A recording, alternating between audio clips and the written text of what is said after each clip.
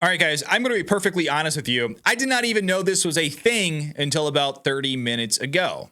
There is some information that you hear that is just so wacky and out there that you feel like you should have known it. And this is one of those things, but I did not. I did not know this. Very disappointed in myself. But this was a article done by the Daily Mail about the kind of the transition period of Donald Trump and his family into the White House and kind of what goes along with all of that and Joe Biden transitioning out. And they titled this article this: Trump to restore White House Diet Coke button as Biden's move out in whirlwind inauguration day turnaround. First of all, brilliant headline by the Daily Mail. I do like Diet Coke. But no, I do not have a Diet Coke button, unfortunately. But I was reading this headline and I was like, this suggests that there was a Diet Coke button in the White House in the past. So a quick Google search, I found this. Biden removes Trump's Diet Coke button as part of Oval Office overhaul. So we have Trump putting in a Diet Coke button. We have Biden taking it out, and Trump is putting it back in. W Trump. But let's take a look at this because we also have a picture of this Diet Coke button on the desk in the Oval Office. But this talks about the transition period of Donald Trump and Melania moving into the White House. The article goes, when Donald Trump and Melania enter the White House next year on Inauguration Day, they'll find it looks just like it did when they left it 4 years ago. Even down to the Diet Coke button on the desk in the Oval Office. Okay. My interest is piqued here. That's all thanks to the staff of the White House residence, the nearly 100 employees who are non-political. Listen, after the past 8 years, I don't believe anybody is non-political, okay? At this point, I believe that everyone has some sort of political bone in their body, but maybe it's as far or as close to non-political as people can get, as staff can get. I hope so. That should be a thing, but apparently they are non-political and stay on from president to president. Spend the mornings of January 20th moving the departing commander-in-chief out and the incoming one in.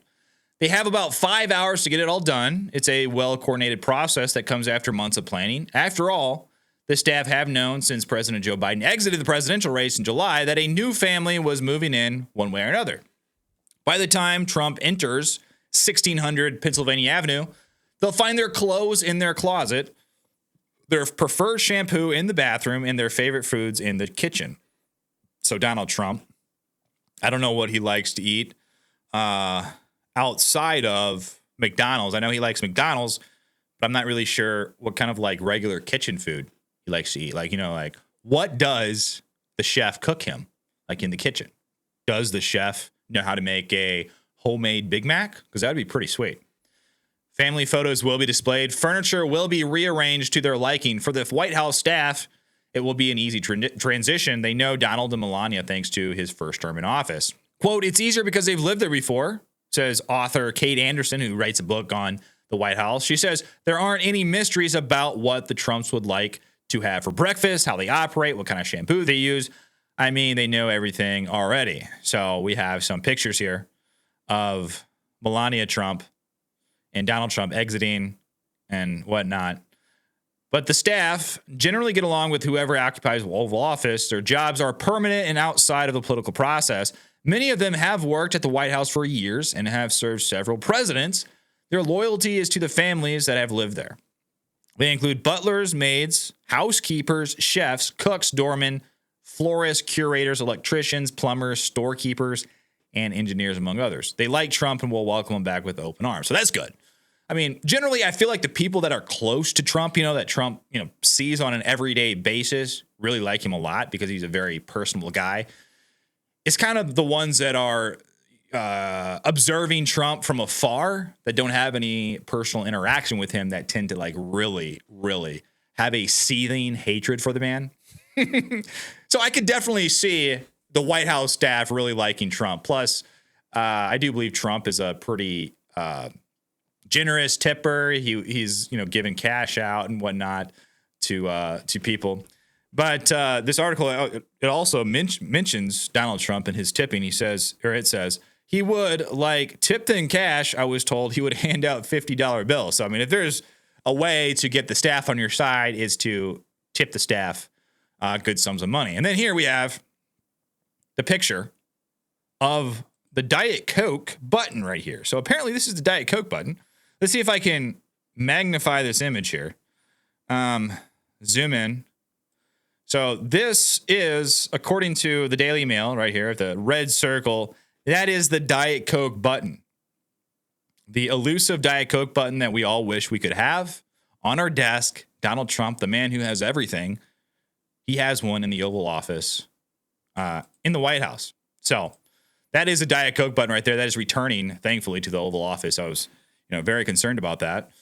Glad it's coming back. I can't believe that Joe Biden took it away. Does Joe Biden not drink Diet Coke?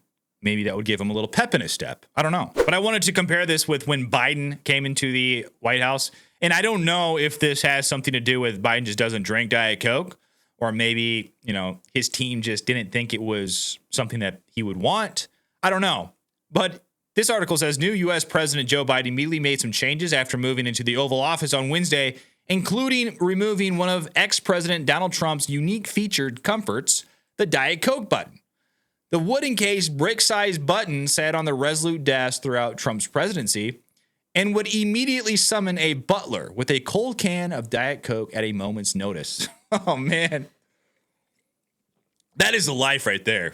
Could you imagine? The button was emblematic of the former president's well-documented love for fast food. He famously welcomed Clemson University's championship football team to the White House with a junk food feast in early 2019, which included McDonald's, Wendy's, and Burger King with some pizza. Trump also reportedly loved to grab McDonald's cheeseburgers for an impromptu meal. So, yeah, we know all of that, but good news, guys. We have Donald Trump. We have the Diet Coke button coming back. I was scrolling down to try to find that picture again, but I can't find it. Whenever you need it the most, oh, there it is. But there we go, guys. Diet Coke button coming back. We got Donald Trump coming back. America's back. We're back. Have a nice Diet Coke tonight. I hope everybody had a fantastic Christmas and you got everything that you asked Santa for. Myself, I was on the naughty list, so I didn't get very much. But what do you guys think of all this? What do you think about the Diet Coke button coming back to the Oval Office? Let me know what you think down below in the comments. Like and subscribe to my channel. I would really appreciate it. And I'll see you on the next one.